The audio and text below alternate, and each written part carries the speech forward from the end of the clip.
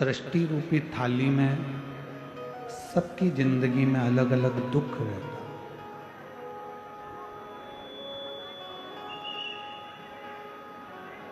कोई को कोई तकलीफ है, कोई को कोई तकलीफ है, कोई को कोई तकलीफ है, कोई को कोई कष्ट है, कोई को कोई कष्ट है।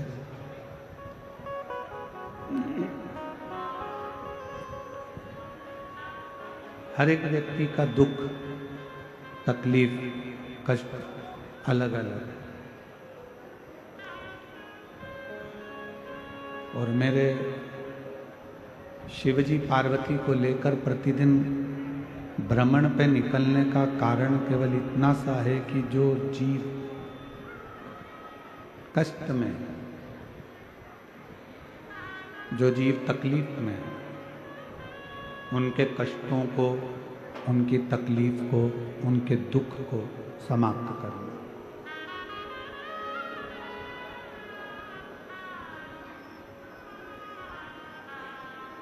और ये दुख, ये तकलीफ, ये कष्ट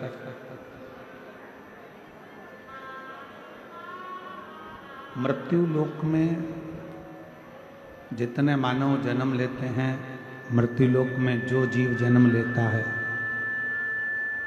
मृत्यु लोक में जो रहने वाला जीव है,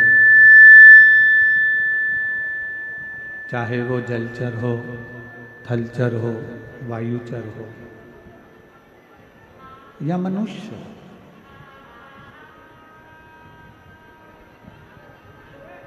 इन सभी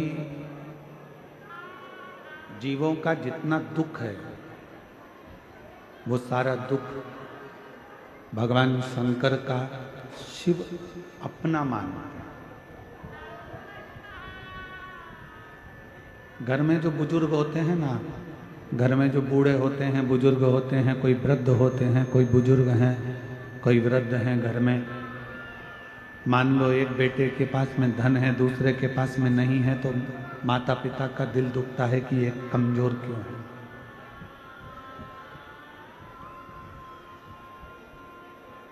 एक को कष्ट क्यों है?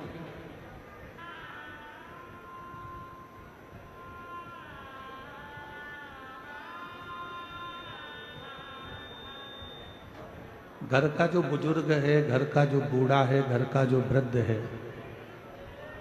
वो सबको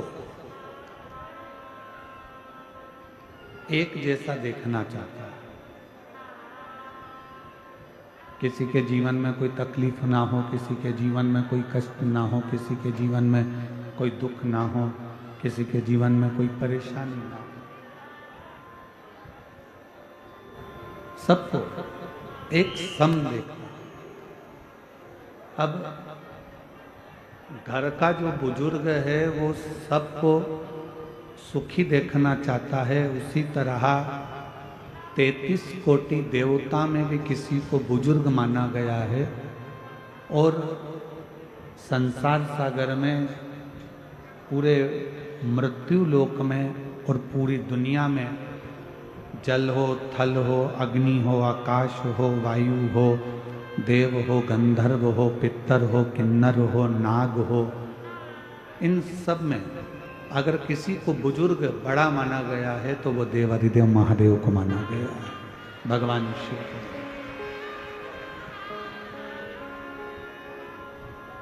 अब जब हमारे घर के बुजुर्ग किसी को दुखी नहीं देख सकते, किसी को तकलीफ में नहीं देख सकते, तो हमारे देवाधिदेव महादेव भगवान शंकर, ओगरदानी, तरकालदर्शी, कैलाशी, अविनाशी क्यों दुखी देखे?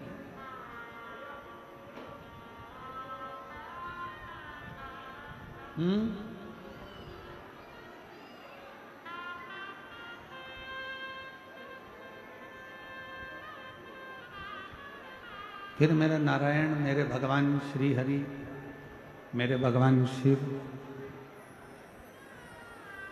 मेरे भगवान शंकर किसी को क्यों दुखी है?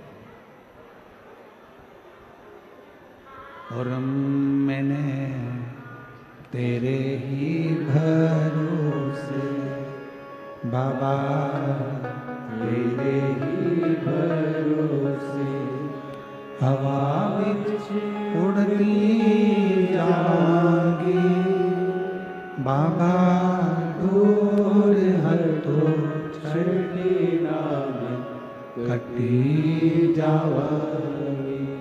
बोले मैं तेरी पतंग शंभो, मैं तेरी पतंग हवा बिच उड़ती जावांगी, बाबा डोर हर तो छड़ी नाम कटी जावांगी। शिव कथा कर रहे हैं। भगवान शंकर का चरित्र कह रहा है कि शिव किसी को दुखी नहीं देखना चाहते।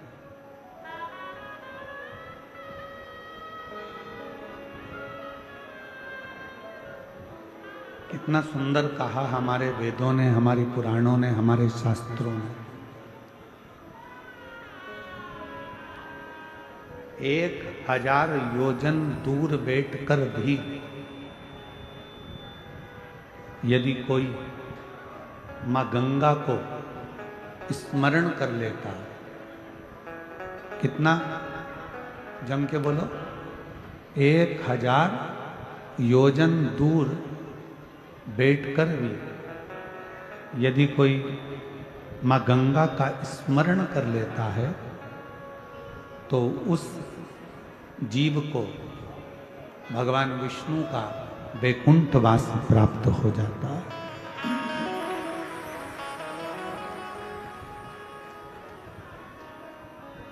एक 1000 योजन दूर बैठकर मात्र गंगा मां का स्मरण करने पर वैकुंठ का निवास हो जाता है। और शिव महापुराण की कथा कहती है कि संपूर्ण ब्रह्मांड में जल थल वायु आकाश में कहीं पर भी बैठकर मात्र शिव के नाम का स्मरण करने वाले को दूसरी बार पृथ्वी पर जन्म नहीं लेना पड़ता। दूसरी बार उसका जन्म नहीं होता, मृत्यु लोक में वो बार बार आता नहीं। पुनरपि जननम पुनरपि मरणम के प्रपंच से वो बाहर आता, फिर वो जन्म मृत्यु से परे।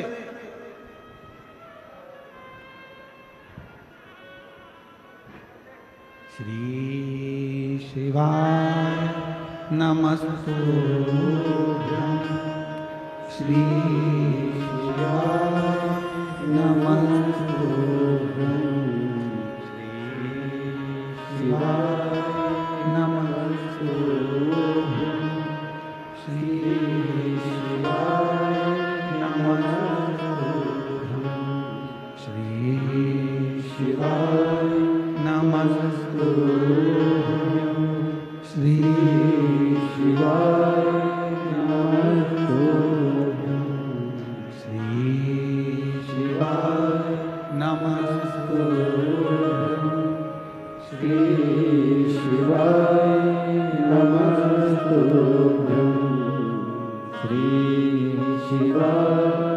नमस्तुभ्यं, श्री शिवाय नमस्तुभ्यं, श्री शिवाय नमस्तुभ्यं, श्री शिवाय नमस्तुभ्यं,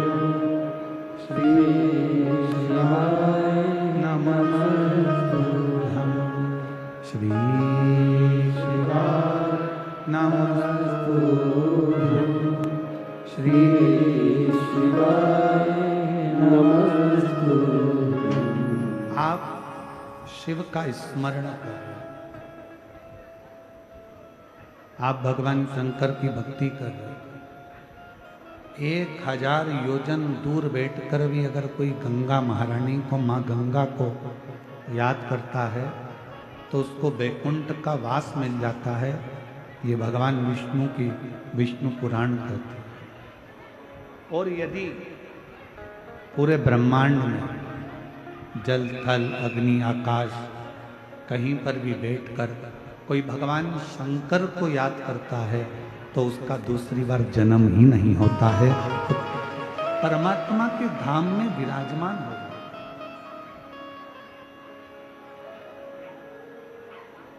अब जरा विचार करो कि शिव नाम लेने में कितना कितना फल है। क्यों भगवान राम जी नमः शिवाय नमः शिवाय ओम नमः शिवाय ओम नमः शिवाय जपते रहे? क्यों भगवान कृष्ण शिव नाम लेते रहे, ओम नमः शिवाय ओम नमः शिवाय ओम नमः शिवाय जपते रहे? क्यों? किस लिए?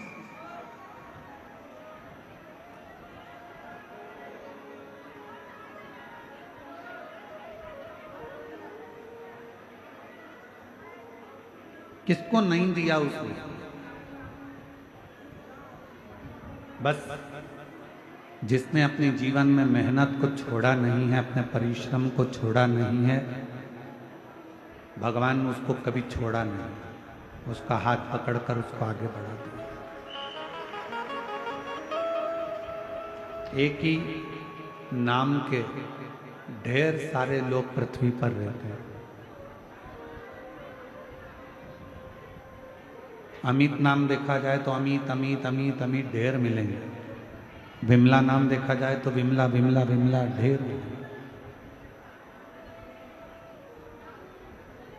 रघुवीर रघुवीर रघुवीर नाम के ढेर सारे हैं।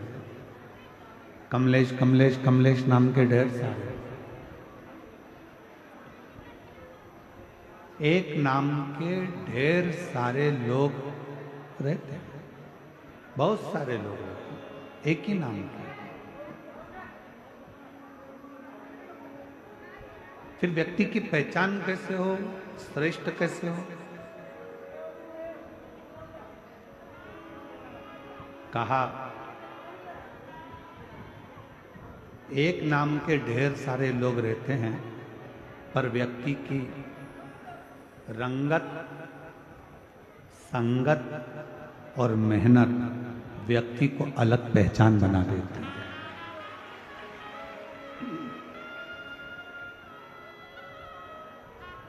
नाम भले एक जैसा हो, कमलेश नाम के ढेर सारे होंगे, प्रदीप नाम के ढेर सारे होंगे, विमल नाम के ढेर सारे होंगे, अमित नाम के ढेर सारे होंगे, विमला नाम के बहुत सारे होंगे, अनसुईया नाम के बहुत सारे होंगी, सावित्री नाम बहुत सारा होगा, मंजू नाम बहुत सारा होगा, कमलेश नाम बहुत सारा होगा।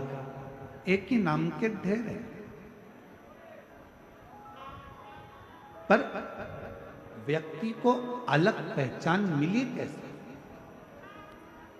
एक उसकी रंगत, एक उसकी संगत और उसकी मेहनत।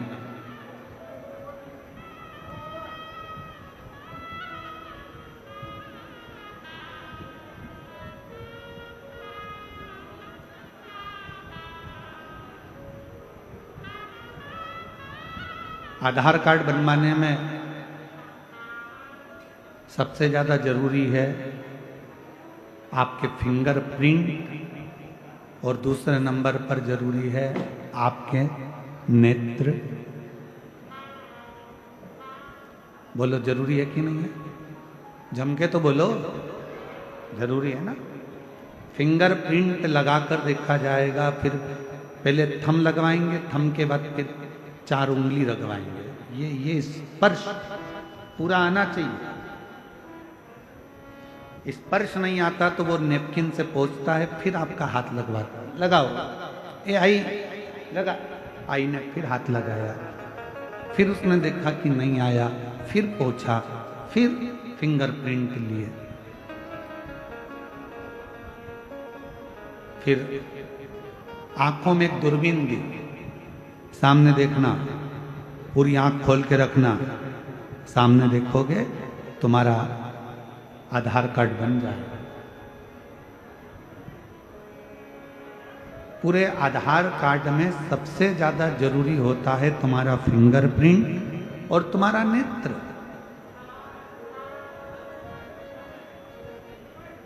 उसी तरह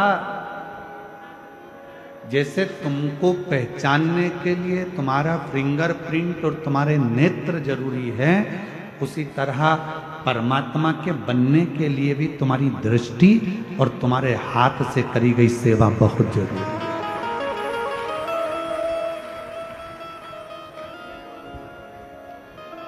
तुम्हारी मेहनत,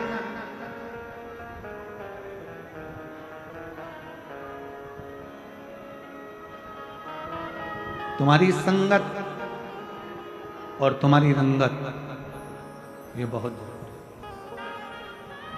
आप कितनी मेहनत कर रहे हो?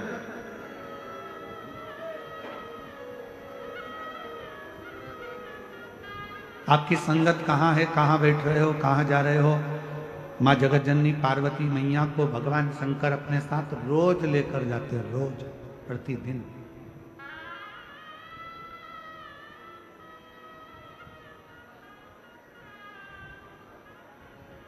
अब किस माता लक्ष्मी ने भी पूछा एक बार, मां ब्रह्माणी ने ब्रह्मा जी से पूछा, इंद्राणी ने इंद्र से पूछा,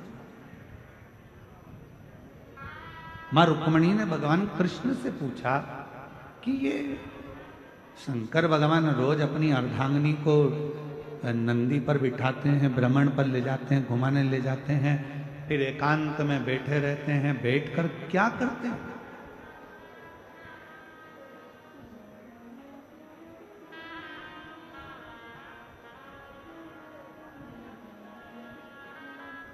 जब पति और पत्नी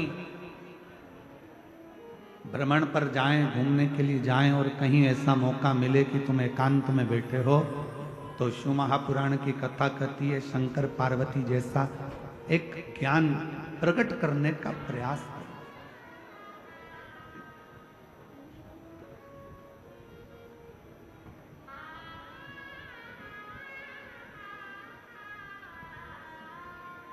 एक ज्ञान को प्रकट करने का प्रयास करें। पर जब पति पत्नी आज के जमाने में एकांत में रहते हैं तो इतना झगड़ा कर लेते हैं कि एक का मुंह खुला रहता है, दूसरी बात करने को तैयार नहीं होती।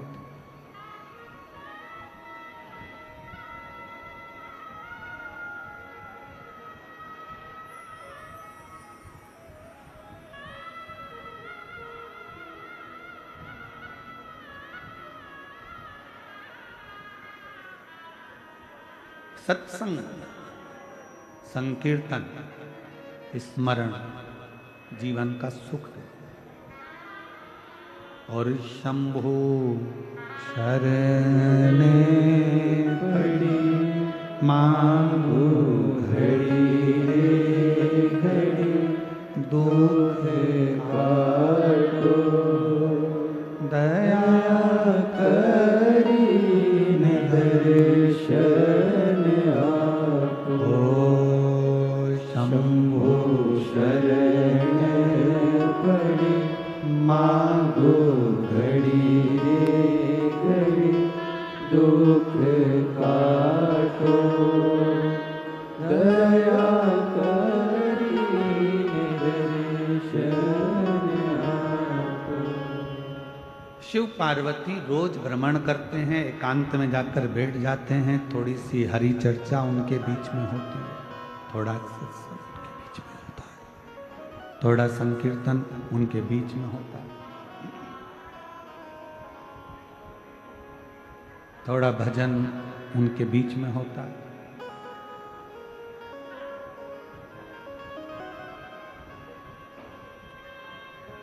उधर एक बक्सा लगा दो ना भाई, वहां तकलीफ हो रहा है।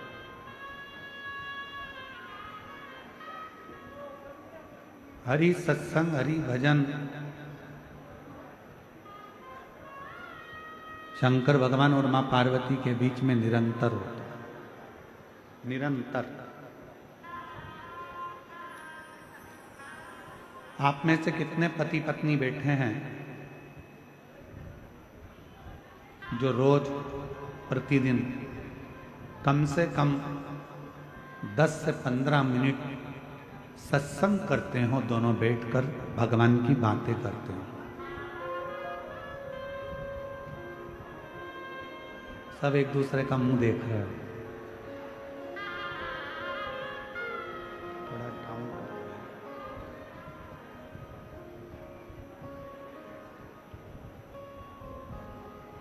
कितने बैठे हैं जो पति पत्नी आपस में सत्संग करते हैं? रोज कम से कम 15 मिनट, 10 मिनट, 20 मिनट आपस में बैठकर हरि चर्चा, प्रभु चर्चा, नारायण चर्चा, शिव चर्चा, राम चर्चा, कृष्ण चर्चा, भगवान की चर्चा, संतों की चर्चा होती प्रतिदिन।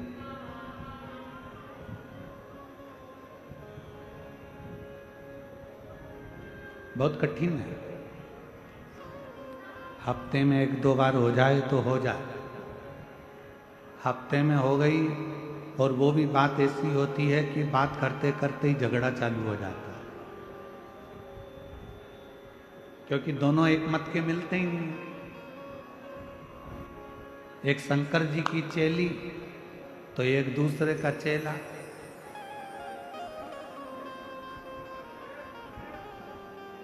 और वो इससे दुखी है और ये उससे दुखी। वो इससे कहता है क्या रोज रोज कथा में चली जाती है, क्यों मंदिर चली जाती है, बैठ जाती है 1 घंटे तक जाके, घर में काम नहीं करना है ना इसलिए मंदिर में जाके बैठ जाती है। तो फिर वो तैयार होके बोलती है नहीं, काम तुम्हारा पिताजी कर रहा, हम नहीं कर रहे तो कोई दूसरा कर रहा।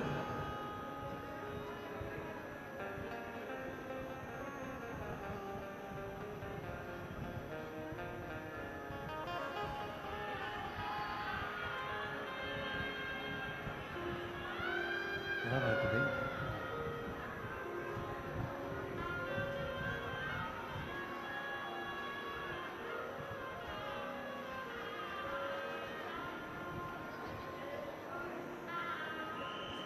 शिव कथा कर रही है, भगवान शंकर का संवाद कर रहा है, शिव महापुराण की कथा कर रही है, शिव तत्व कर रहा है।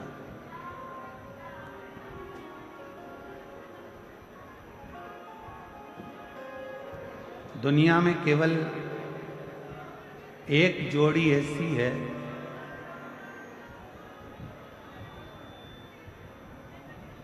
जो एक चले जाने पर दूसरे का अस्तित्व ही खत्म हो जाता है।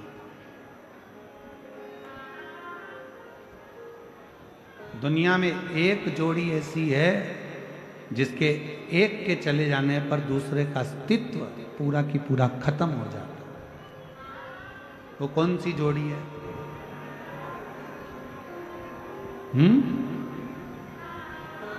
दुनिया में केवल एक जोड़ी ऐसी है जिसके एक के चले जाने पर एक का पूरा अस्तित्व खत्म हो जाता है। वो जोड़ी है चप्पल की जोड़ी।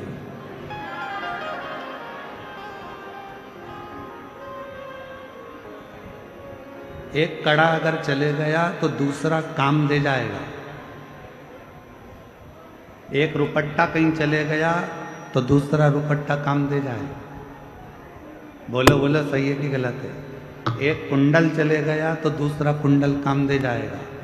पर चप्पल की जोड़ी एक ऐसी जोड़ी है कि अगर एक चली गई तो दूसरी किसी काम की, तो पटकना पड़ेगा। उसको दूसरी चप्पल के साथ मैच करके नहीं पहन सकते, उसकी मैचिंग ही नहीं होती, उसको मैच करना कठिन।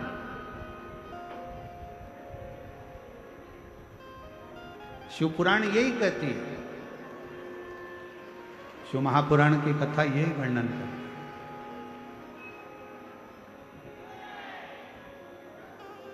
जिसने अपनी जिंदगी में सुख दुख में साथ चला है ना, जो अपनी जिंदगी में सुख और दुख में हमेशा कदम से कदम मिलाकर चला है, तकलीफों को झेलता हुआ चला है, खूब कदम बढ़ा बढ़ा कर चला है, इसने ना पानी देखा ना कीचड़ देखा, इसने ना सुख देखा ना दुख देखा, ये तो बस चलता रहा है मंजिल के लिए। ऐसा जोड़ी जब परमात्मा आपकी बनाकर भेजता है ना, तो उस जोड़ी को फिर छोड़ने का मन नहीं करता। ये जोड़ी तो निरंतर चलते रहना चाहिए, फिर इस जोड़ी का कोई अंत नहीं।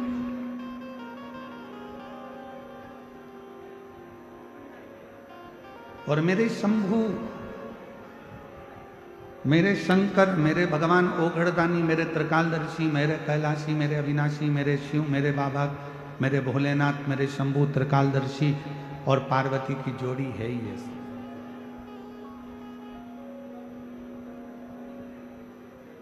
एकांत में बैठे हैं, भगवान का भजन कर रहे हैं, स्मरण कर रहे हैं, संकीर्तन कर रहे हैं, मंत्र जाप कर रहे हैं, नाम जाप कर रहे हैं, नाम स्मरण कर रहे हैं।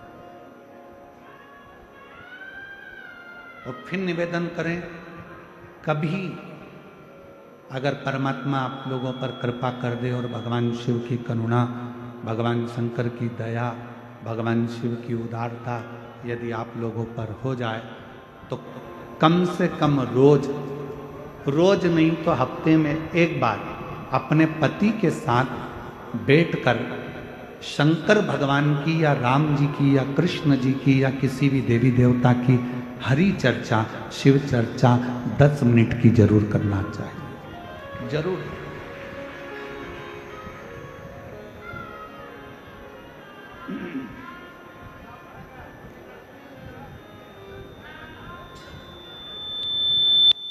वो शिव चर्चा का करना जरूर। वो कहते हैं ना,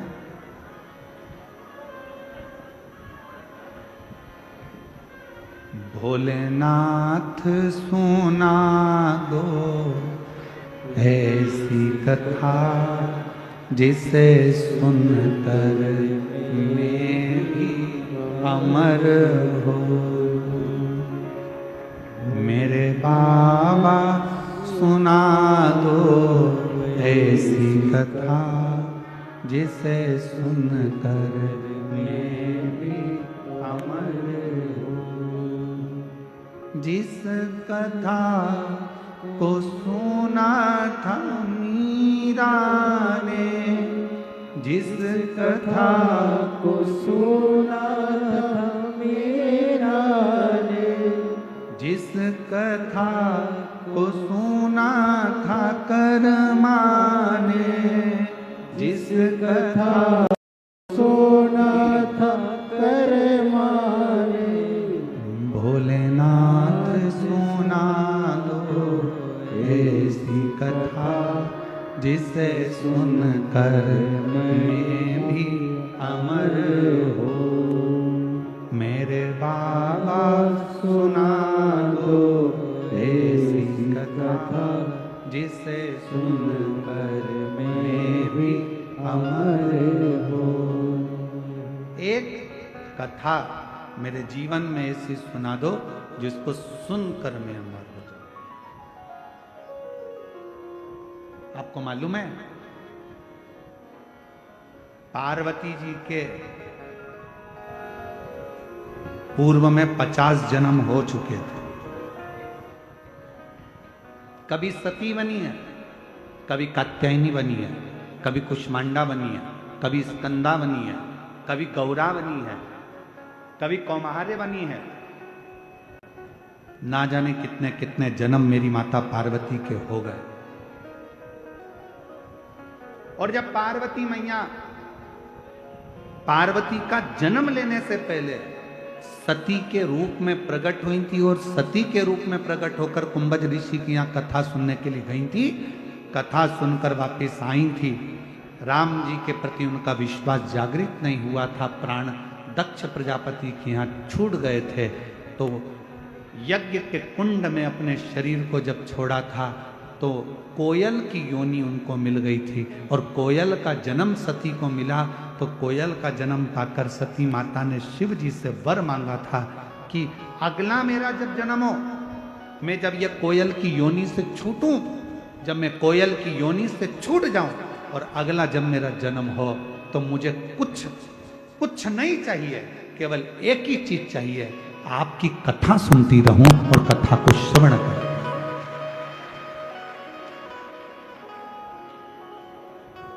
हनुमान जी ने क्या मांगा राम जी से?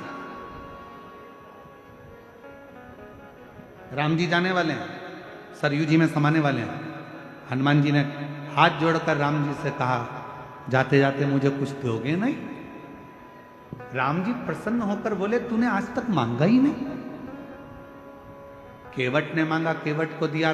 विभीषण ने मांगा, विभीषण को दिया। सुग्रीव ने मांगा, सुग्रीव को दिया। निषाद ने मांगा, निषाद को दिया। तूने कुछ मांगा ही नहीं। मांग, तुझे क्या चाहिए? बोल, तुम्हें क्या चाहिए? हनुमान जी ने कहा, बस इतनी कृपा कर दो, इस संसार सागर में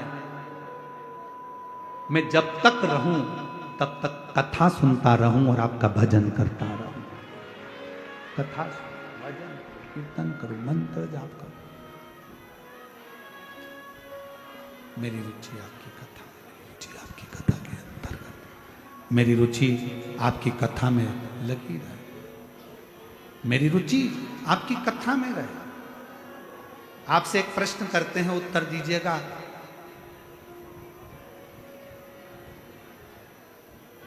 राम जी बड़े हैं कि राम जी का नाम बड़ा है? जम के बोलो। राम जी बड़े कि राम जी का नाम बड़ा? नाम बड़ा। शिव बड़े कि शिव का नाम बड़ा? नाम बड़ा।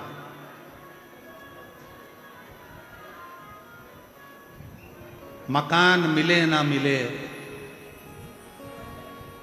तेरा पता मिलना चाहिए। मकान मिले ना मिले, तेरा पता मिलना चाहिए। शिव मिले ना मिले, शिव कथा मिलना चाहिए। बस शिव के मिलन का बिंदु ही उसकी कथा।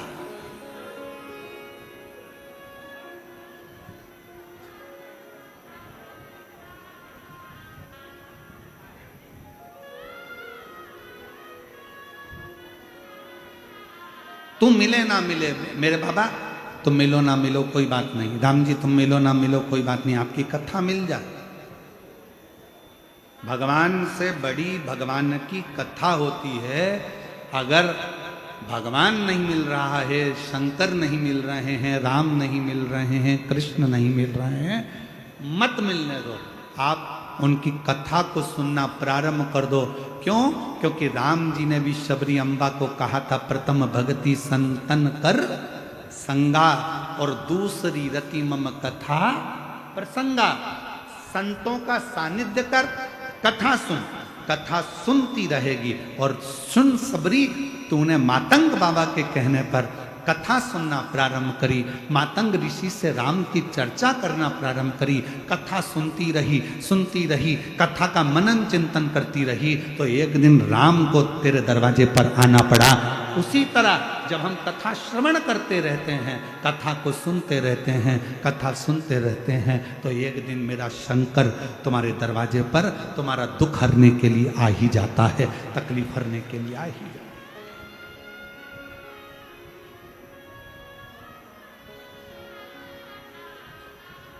जिस कथा को सुना था तुकाराम ने, जिस कथा को सुना था तुकाराम ने, जिस कथा को सुना था नामदेव ने, जिस कथा को सुना था नामदेव ने, भोलेनाथ सुना दो ऐसी कथा, जिसे सुनकर मैं भी अमर बोलूं। मेरे बाबा सुना दो ऐसी कथा, जिसे सुनकर मैं भी अमर बोलूं। जिसे सुनकर मैं भी अमर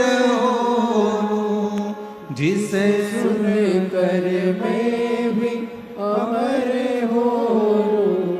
डमरू वाले सुना दो ऐसी कथा, जिसे सुनकर मैं भी अमर हो। पार्वती जी का जन्म हुआ ही इसलिए है कि उनको कथा सुनना है, कथा श्रवण करना। काशी ले गए शिव जी कथा सुनाने, अमरनाथ जी की गुफा में ले गए शिव जी पार्वती को कथा सुनाने। एक एक संत, गुरु, सतगुरु, ऋषि, तपस्वी, साधक, उपासक, जितने संत हैं, साधु हैं, सन्यासी हैं, तपस्वी हैं, साधक हैं, उपासक हैं, उनके पास ले गए शिव जी कथा श्रवण करने, केवल कथा सुनो।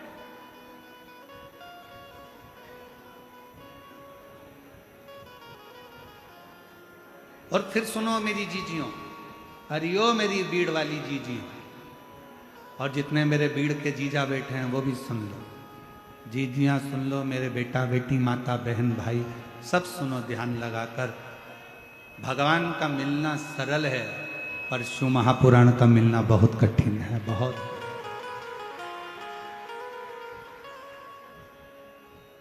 भगवान तो भजा तुमने और परमात्मा मिल जाता है, पर शिव पुराण के लिए तो तुम्हें सवेरे घर से निकलना पड़ता है 6-7 बजे, तब पहुंचना पड़ता है 9 बजे चाकरवाड़ी। चाकरवाड़ी में दर्शन करके फिर टेंशन रहता है, कहाँ बैठूंगी, चिंता और टेंशन लेके फिर जगह ढूंढती है। जगह भी ढूंढे तो मालूम पड़े इधर बैठूं, उधर बैठूं, उधर बैठूं, उधर बैठूं, सब दूर ढूंढा के तब जाकर कहीं जगह मिलती है। और मिल भी गई तो ऊपर वाला तेरे को नहीं छोड़ता, थोड़ी देर में जल वृष्टि कर देता है तो फिर अंदर भरना पड़ता, खस करिए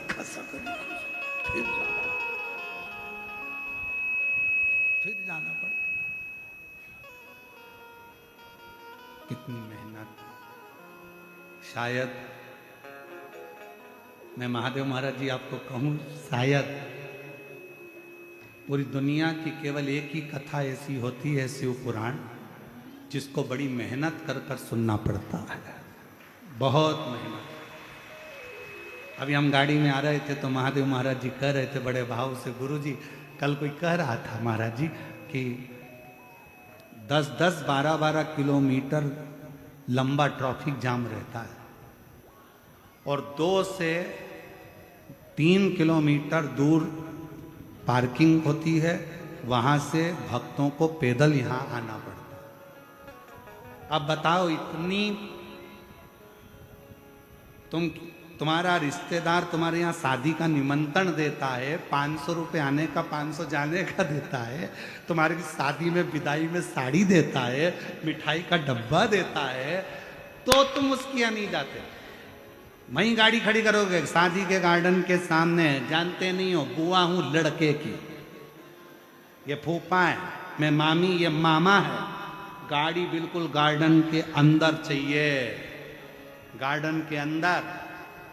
पर मेरा भोलेनाथ जैसे कैलाश पर अगर कोई आता है तो उसको पहले दूर, जैसे लंका का राजा रावण अपने पुष्पक विमान में बैठकर जा रहा था और जाते जाते पूरे धामों में घूम लिया, पर उसका पुष्पक विमान नहीं रुका। जब कैलाश आया तो रावण का पुष्पक विमान भी आगे नहीं बढ़ पाया, ट्रैफिक में फंस गया। ट्रैफिक में पुष्पक विमान फंस गया था। रावण ने पूरी दम लगा दी, पूरी मेहनत लगा दी और कैलाश पर से विमान को उड़ाने लगा, नहीं उड़ा। आखिरी में विमान क्षतिग्रस्त होकर पुष्पक विमान जमीन पर गिर गया। जब रावण का विमान जमीन पर गिरा, रावण क्रोध में लाल हो गया, ये कैसे गिर सकता है, मेरा विमान है, कैसे आ गया। सामने नंदी बैठा था, मुस्कुरा दिया नंदी। नंदी ने कहा, लंकाधिपति ये शिव का धाम है, यहां थोड़ा पैदल चलना पड़ता है, तब जाकर सोने की लंका मिल जाती है। ये शिव का धाम है, जहां पैदल चलना पड़ेगा तो सोने की लंका मिल जाएगी। आज भी इतिहास शास्त्र हमारा साक्षी है कि कैलाश पर्वत पर कोई विमान उड़कर नहीं जाता है, आज भी कैलाश पर्वत को लांगा नहीं जाता है। और आज भी शास्त्र हमारे सम्मुख में वर्णन करता है कि भगवान शंकर के धाम, अगर तुमको लगता है कि मंदिर इतनी दूर है, उससे कम से कम 50 कदम दूर पर गाड़ी को रोक दो और पैदल पैदल शिव का नाम लेकर उसके दरवाजे तक जाना। खाली लौट कर नहीं आओगे, भरी झोली लेकर आओगे। लंकापति रावण को गुस्सा आ गया, आखिरी में उसने सोच लिया कि इस कैलाश पर्वत को उठाकर फेंक दूंगा। उठाया कैलाश पर्वत को और दम लगाने लगा उस कैलाश पर्वत को कि मेरा पुष्पक विमान नीचे उतर गया, मेरा पुष्पक विमान क्षतिग्रस्त हो गया।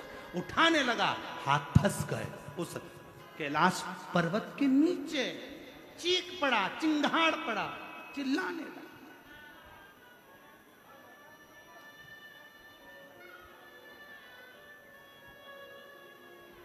और शिव तो क्षमा की मूर्ति है, शिव क्षमा की मूर्ति है। एक सच्चा गुरु, कल रात्रि को हमारा सत्संग चल रहा था हमारे कक्ष में, तो बच्चे लोग बैठते हैं, तो कक्ष में हमारे हम माताओं को तो आने नहीं देते, परंतु हमने इनको कहा था बच्चे लोगों को, अगर महादेव महाराज के बेटे होन भी कोई आना चाहे तो कमरे में आने की मना नहीं। जब अपन सत्संग करते हैं उस समय रात्रि का हमारा समय रहता है, 9 सवा 9 बजे करीब हम लोग बैठे रहते हैं। तो रात्रि का हमारा सत्संग चल रहा था महादेव महाराज। उस सत्संग में बात निकली, आप ही की चर्चा निकली, और ब्राह्मण लोग बता रहे थे कि महादेव महाराज जी जब पूजन करने के लिए बैठते हैं तो गुरु जी उनका इतना भाव रहता है पूजन के समय पर कि क्या बोला जा रहा है क्या नहीं बोला जा रहा उससे मतलब नहीं, उनको तो केवल जिसकी पूजन हो रही है उसका स्मरण, माउली माउली शिव शिव, बस उसका भजन उनकी घट की जिह्वा से चलता रहता। हमारे ब्राह्मण बता रहे थे ऐसा लग रहा था कि स्वयं शंकर की पूजन शंकर ही कर रहा था। फिर बात निकली आगे चलकर, तो बात निकली तो उसमें चर्चा निकली कि असली संत की, असली विद्वत्ता की, असली गुरु की पहचान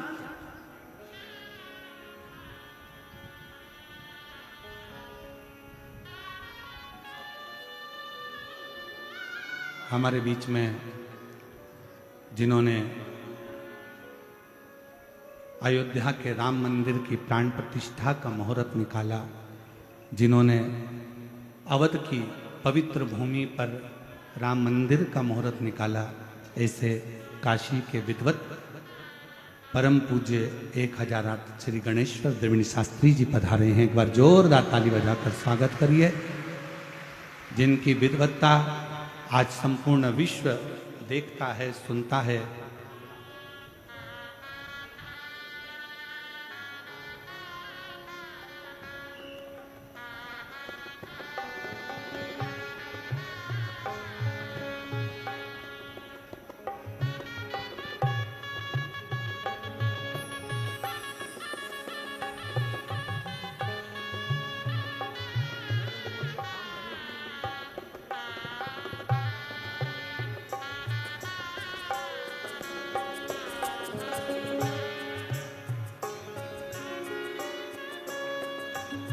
एक बार जोरदार ताली बजाकर आप सभी का स्वागत, वंदन, अभिनंदन।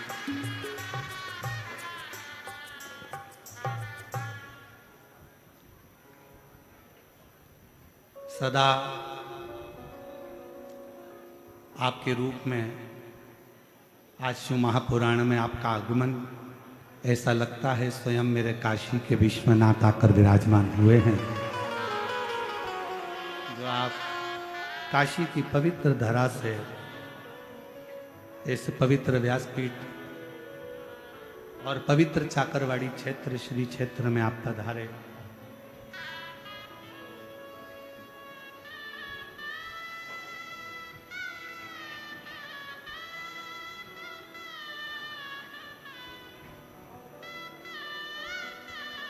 जब हमारे भारत की भूमि के माननीय प्रधानमंत्री जी श्री नरेंद्र भाई मोदी जी फॉर्म भरने के लिए जाते हैं तो आप श्री का आशीर्वाद लेकर और आप श्री का साथ लेकर फॉर्म को भरने के लिए, और युद्ध क्षेत्र में भी जो भारत और पाकिस्तान का एक युद्ध सम्मुख में आया, कब कैसे जवाब देना है उसका भी मुहूर्त का विचार आप ही के द्वारा किया गया है। एक बार जोरदार ताली बजाकर स्वागत। इस भव्य शिव महापुराण में काशी से आप पधारे, जो ऐसा लग रहा है कि स्वयं विश्वनाथ, काशी विश्वनाथ की करुणा, उनकी उदारता और उन्हीं की कृपा यहाँ स्वयं के रूप में आई है। और शंभु शरणे पड़ी मांगू घड़ी घड़ी दुख काटो दया करी शरण आपो शंभो शरण पड़ी मांगो घड़ी रे घड़ी दुख काटो दया करी दर्शन आपो। तो शिव कथा कर, भगवान शंकर की कथा का संवाद कर।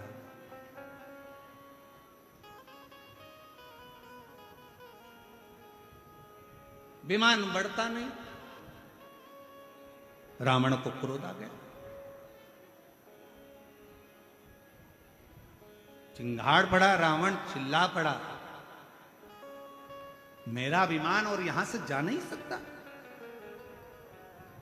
उसको क्या मालूम कि यहां त्रिकालदर्शी कैलाशी अविनाशी भगवान शिव का निवास है। और कल कथा में एक बात कही थी आप लोगों को कि शिव के मंदिर भी नहीं जा सकते तो भगवान शंकर के मात्र शिखर का दर्शन कर कर भी आप अपनी जिंदगी का कल्याण कर सकते हैं, अपने जीवन का कल्याण कर सकते हैं। मात्र शिखर का दर्शन। और अभी आपको कथा में वर्णन किया कि 1000 योजन दूर बैठकर भी अगर कोई गंगा माता का नाम ले लेता है तो उसको भगवान नारायण का धाम वैकुंठ प्राप्त हो जाता है। और पूरे भूमंडल में बैठकर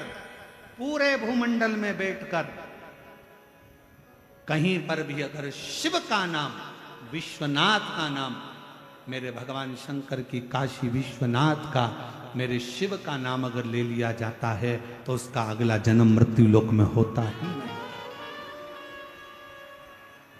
होता ही।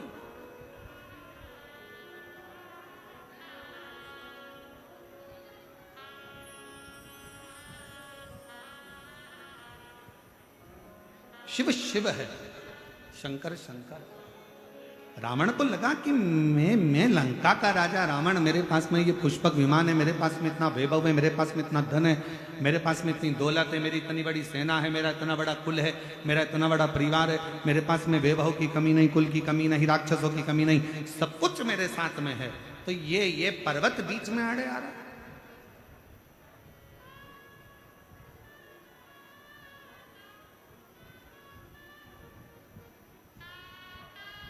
और ये पर्वत अगर बीच में आड़े आ रहा है तो इसकी श्रेष्ठता क्या? उठाना चाहा, नहीं उठा। समझ में आ गया कि गलती हो। शिव महापुराण की कथा में कल हम वर्णन कर रहे थे सत्संग का, तो उसमें बात निकली कि जितनी सरलता, जितनी सहजता, जितनी विनम्रता आपके अंतर्गत होगी उतना परमात्मा आपके करीब में आता चलेगा, शिव तत्व आपके भीतर समाता चलेगा।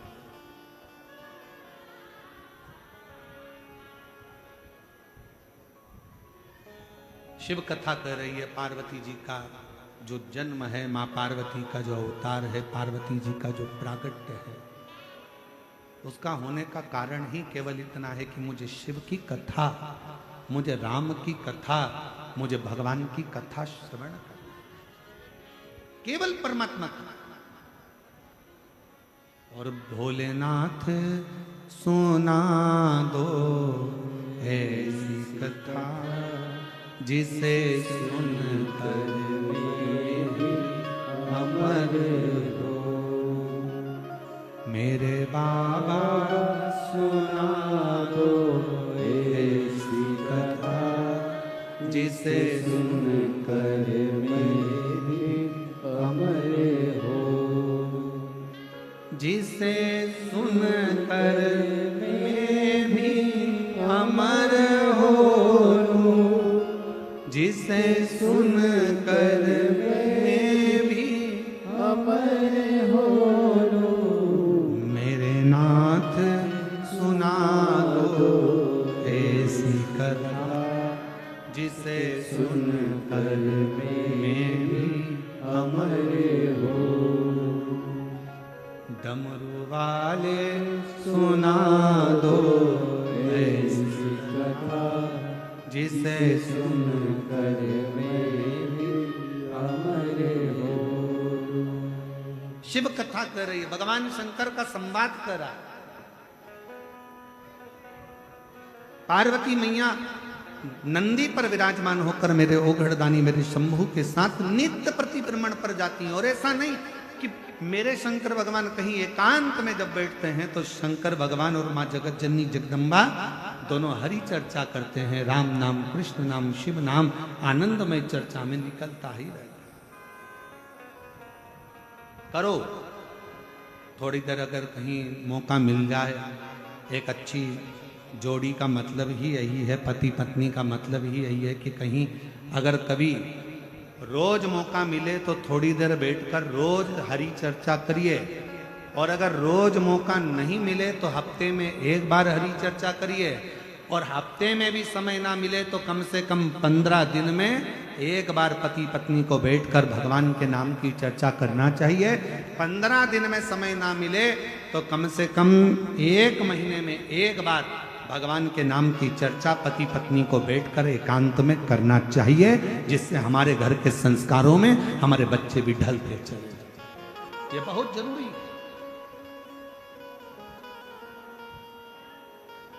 ये उसी तरह है जैसे वक्त अच्छा ना चले तो खूब मेहनत करो। वक्त अच्छा नहीं चल रहा है ना, मेहनत करना चालू कर दो, अच्छी खूब दम से मेहनत करो। मेरा समय अच्छा नहीं चल रहा है, थोड़ी मेहनत ज्यादा करूंगा, जरूर मेरा बाबा साथ देगा। और जिसने मेहनत करी वो कभी हारा नहीं है, जिंदगी में आगे ही बढ़ता चलेगा। वक्त अच्छा ना चले तो थोड़ी मेहनत ज्यादा करो, मेहनत परिश्रम ज्यादा करो, कर्म ज्यादा करो। और जब वक्त अच्छा चले, बहुत अच्छा अगर तुम्हारा वक्त चल रहा है तो जो दुखी हैं उनकी सहायता करो, उनको आगे बढ़ाने का प्रयास करो। अच्छा वक्त है, भगवान ने मौका दिया है, आप लोग आपको इस लायक बनाया है तो दूसरे को सपोर्ट करिए, सहायता करिए, थोड़ा आगे बढ़ाने का प्रयास करिए, थोड़ा समझाने का प्रयास करिए। आपकी सुनते हैं तो आप समझा सकते हैं। वक्त अच्छा नहीं है, मेहनत करो, खूब परिश्रम करो। पर मेहनत भी ऐसी, परिश्रम भी ऐसा, उसमें किसी को हमारे द्वारा, हमारी वाणी के द्वारा, हमारे शब्दों के द्वारा, अपने तन के द्वारा, अपने शरीर के द्वारा, अपने विचारों के द्वारा, अपने मन के द्वारा, अपनी दृष्टि के द्वारा, अपनी काया के द्वारा किसी को कष्ट ना हो। फिर वही वाली बात आ गई, मत बुरे कर्म कर वरना पछताएगा, भगवान की आंखों से तू बच नहीं पाएगा, तू बच नहीं पाएगा। अरे ओ अज्ञानी मत कर नादानी, तेरे कर्म का फल भी तू ही पाएगा। जैसा किया तूने तेरे आगे आएगा। मत बुरे कर्म कर बंदे वरना पछताएगा, भगवान की आंखों से तू बच नहीं पाएगा, तू बच नहीं पाएगा। अरे ओ अज्ञानी मत कर नादानी, अरे ओ अज्ञानी मत कर नादानी।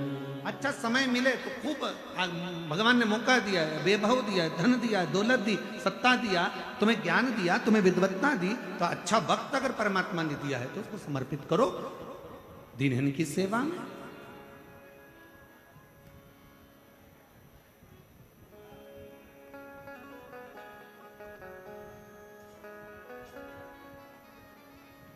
लगा दो भजन में थोड़ा।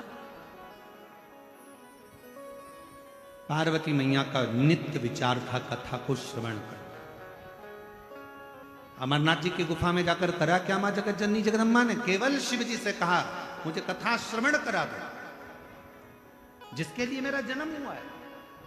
मैं सती बनकर जन्मी थी, कुंभज बाबा के आश्रम में आप मुझे लेकर गए थे, पर वहां मैं कथा नहीं सुन पाई, मेरा मन नहीं लगा, मेरा चित्त नहीं लगा।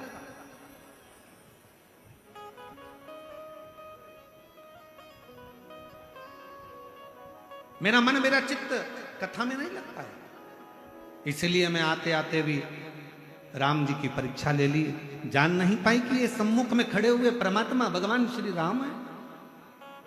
मैं तो सोची कि आप किसके लिए आंसू बहा रहे हो, ये मनुष्य के लिए, मानव के लिए। महाराज, हम पहचान नहीं पाते संसार में जन्मे हुए कई महापुरुषों को, और जब वो महापुरुष हमारे बीच में से चले जाते हैं तब हमको उनका स्मरण आता है कि वो थे तो उनको हमने जाना नहीं, हम पहचान नहीं पाए।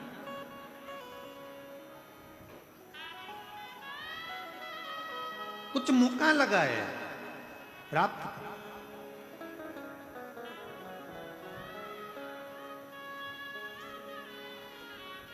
कथा रोज, सत्संग रोज करो। पार्वती जी ने भगवान शिव से कहा कि मेरा ये जन्म, मेरा जो ये वापिस मेरा जो जन्म हुआ है, इतने जन्मों के बाद मैं वापिस जो आई हूं आपके पास में, बस केवल कथा के लिए, केवल मुझे सुनना है, सुनना।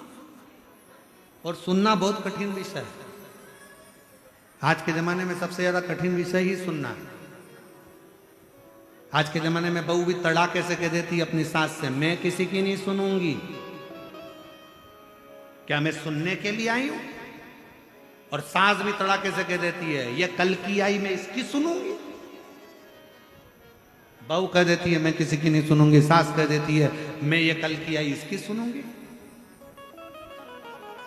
बेटा कह देता है पापा मुझे तुम्हारी नहीं सुनाई। बाप कह देता है मैंने तुझे पैदा करा है, मैं तेरी नहीं सुनूंगा। पत्नी पति की नहीं सुने, सास बहू की नहीं सुने, बेटा बाप की नहीं सुने, बाप बेटे की नहीं सुने, भाई भाई भाई भाई कह देता है होगा अपनी जगह पे, मैं तेरी सुनना कौन, मैं तेरी सुनूंगा क्या। देवरानी जेठानी की नहीं सुनती, मुझे क्या करना तुझसे, मैं तुम्हारी नहीं सुनूंगी। कोई सुनने को तैयार नहीं है तो सुनेगा कौन? सीओर वाला महाराज सुने कौन? कोई भी तैयार नहीं।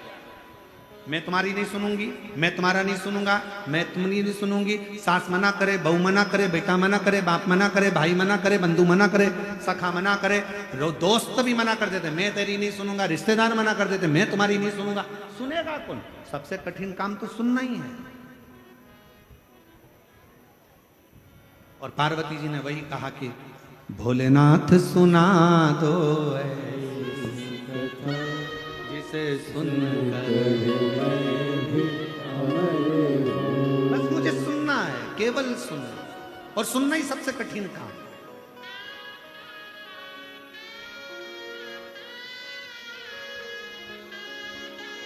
भगवान राम जी ने भी कहा ना सबरी को कि बस सुन ले।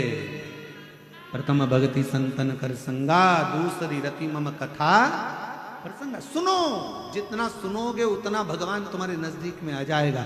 राम जी को आने का कारण ही यही था कि शबरी ने मातंग बाबा की सुनी बहुत, अपने गुरुजन की सुनी बहुत, सुनती रही, कथा सुनती रही, सुनती रही, सुनती रही, और भगवान आ गए।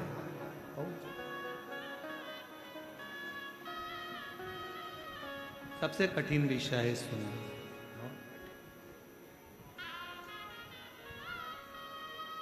बहुत कठिन विषय। और उसमें भी जब कोई हरि चर्चा हो, शिव चर्चा हो, राम चर्चा हो, प्रभु की चर्चा हो, तो वो सुनना और कठिन, बहुत कठिन। जैसे ही सुनने का मौका आएगा तो कई माताएं तो 2-3 बार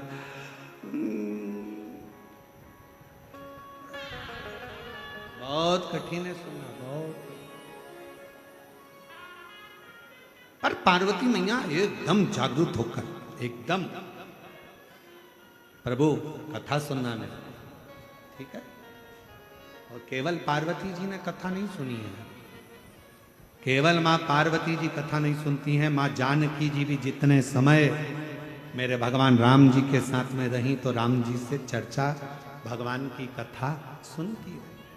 माँ रुक्मणी, माँ सतभामा, माँ जामवंती, माँ कालंदी, माँ मित्रविंदा, जितनी जितनी भगवान कृष्ण की रानियां थी, सारी रानियां बैठ जाती थीं और भगवान कृष्ण से भगवान की कथा श्रवण करती। और कितना सुंदर का एक प्रसंग सुनाया महाराज। वो प्रसंग आता है कि सतभामा जी एक दिन मौका पाली और माँ सतभामा जी ने देखा एक बार भगवान कृष्ण को एकांत में बैठे हैं, शांति से बैठे हैं, एकदम मौन होकर बैठे हैं, स्तुप्त होकर बैठे हैं। सतभामा जी पहुंच गई भगवान कृष्ण के पास। तुरंत जब साधु, सन्यासी, तपस्वी, साधक, उपासक, कोई महात्मा, कोई विद्वत जन तुम्हारे नजदीक में हो और एकदम मौन होकर एकांत में बैठे हुए हों और तुम्हें लगे कि अभी कोई नहीं है, मुझे मौका मिल रहा है थोड़ी सी देर बैठकर मैं हरि चर्चा कर लूं, थोड़ा सत्संग कर लूं। कुछ मांगने की चर्चा नहीं, कुछ प्राप्त करने की चर्चा नहीं, केवल चर्चा कर लूं कि मेरा परमात्मा मुझे कैसे मिल सकता।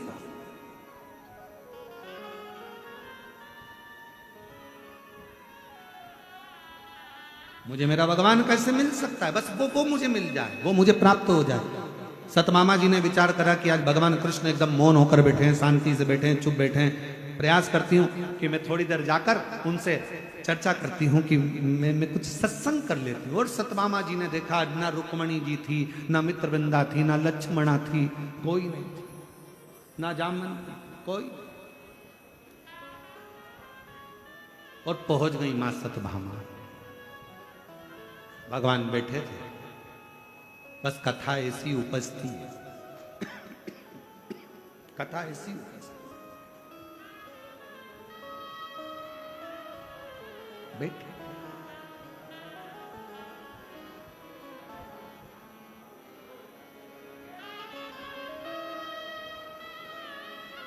भगवान ने सतभामा जी को देखा।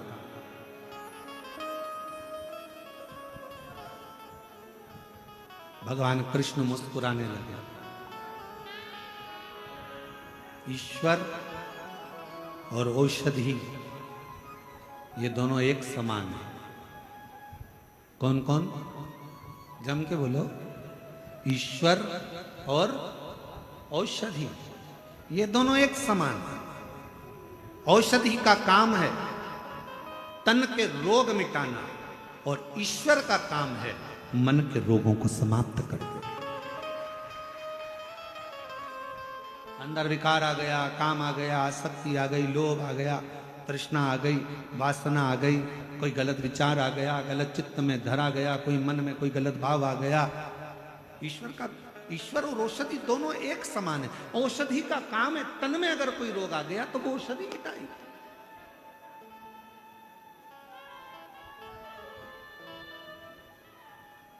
और ईश्वर का काम है मन में अगर कोई रोग आ गया, कोई मन में खलबली मची हुई है, होगा कि नहीं होगा, कैसे होगा, कहां से होगा, क्या होगा, कैसे होगा। ईश्वर का नाम ले लो, कोई आकर कह देगा भगवान का नाम लो सब अच्छा होगा, तो मन में थोड़ा सा धीर आ जाता है, मन में थोड़ी शांति आ जाती है कि ईश्वर हमको औषधि के रूप में मिला। औषधि के रूप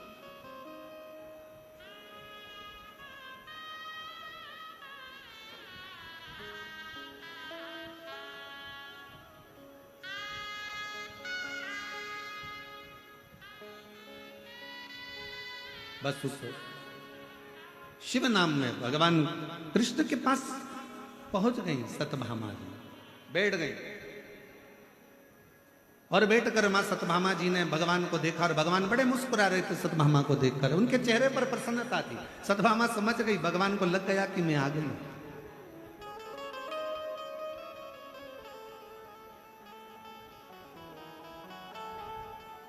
एक असली साधु संत तपस्वी की पहचान ही यही है।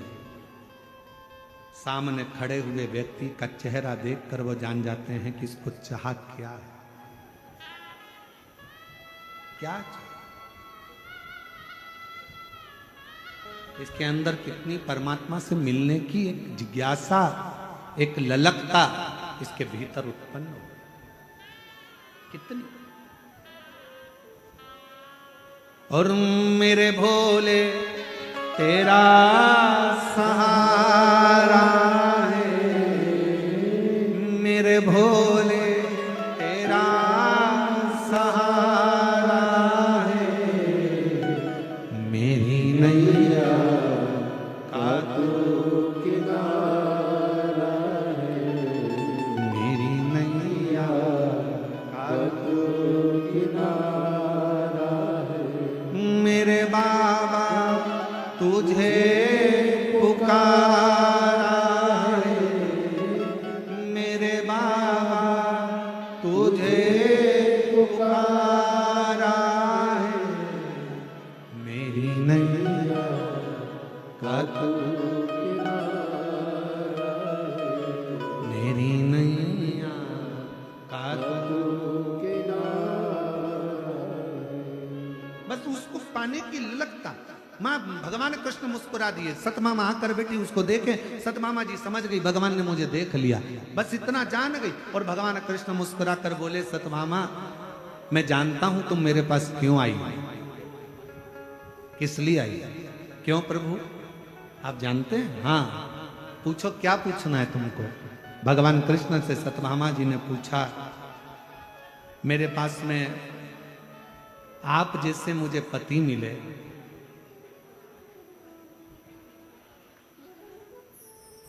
कल्प वृक्ष मिला, ये कैसे प्राप्त हो गया, कहां से प्राप्त हो गए, कैसे मुझे मिले। बस यही कथा की शुरुआत हो गई। यही मुझे नारायण जैसे पति मिल गए और मुझे कल्प वृक्ष जैसा वृक्ष मिल गया, इससे बढ़कर मुझे ये सब मिल गया, मुझे ये आश्चर्य हो रहा है, इतनी सरलता में। भगवान कृष्ण मुस्कुरा कर बोले, अरे ओ सतभामा ये आज का नहीं है तेरा, ना जाने पूर्व का कितना कितना तूने कोई भजन कीर्तन पुण्य आनंद करा होगा तो तुझे मिला है।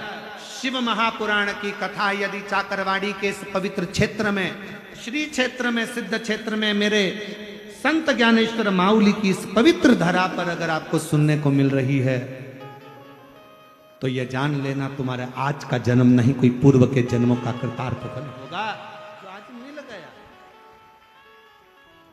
और उसमें भी काशी से पधारे हमारे परम पूज्य श्री गणेश्वर द्रविड़ शास्त्री जी महाराज जी का भी आगमन हो गया, तो समझ लो सोने पर सुहागा का एक आनंद भाव उत्पन्न। तो ये कुछ मिला है तो बड़े भाव।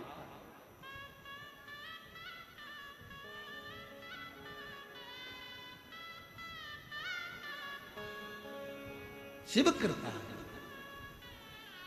इसलिए वो कहते हैं ना,